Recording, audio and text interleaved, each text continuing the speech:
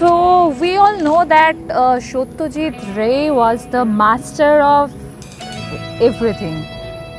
He was the genius.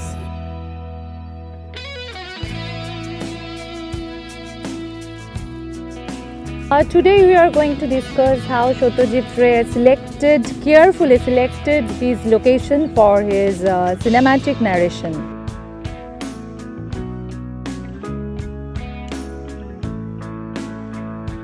This face surely feels familiar. Where have you seen it before? We have seen this tiger everywhere in the kingdom of Allah, in the open desert, behind the royal throne, on the flags of the army.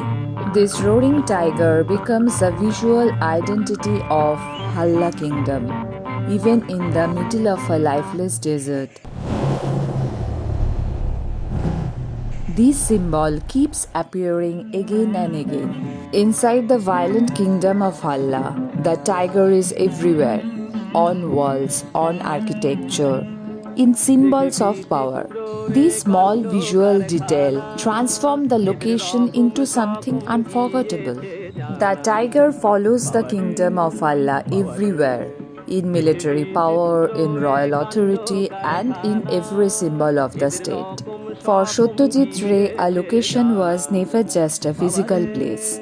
He searched for one special visual identity, one symbol that could completely separate a cinematic world from its surroundings.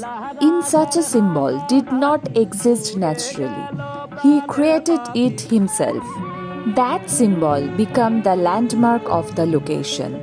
With just this one artistic touch, the desert of Allah became entirely different from the desert of Shundi. Both may be deserts, but visually, emotionally, and politically, they became two separate worlds.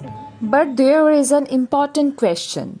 Why does a desert kingdom use the image of a tiger? There are no forests in Allah, no water, no wildlife.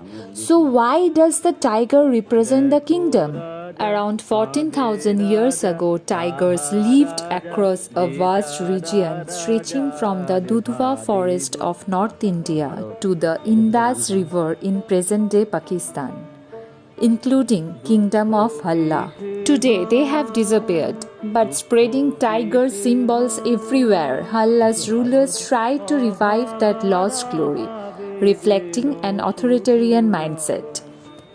Yet, the king and his ministers refuse to let go of the tiger, because the tiger represents strength, courage, authority, and ancient glory. So the rulers place tiger symbols everywhere, trying to revive the memory of a lost past. Allah is suffering from hunger and poverty, but instead of solving reality, the rulers create an artificial image of greatness. The tiger becomes a manufactured memory, a symbolic rebirth of something that no longer exists. And this artificial revival of lost glory becomes one of the strongest signs of authority and power. Without directly saying it, Satyajit Ray reveals the true nature of Allah kingdom, a dictatorship hidden beneath symbols, spectacle, and fear. A single visual detail, a roaring tiger, and an entire kingdom suddenly becomes unforgettable. If you want to know more about cinema, then stay tuned with me for more videos like this.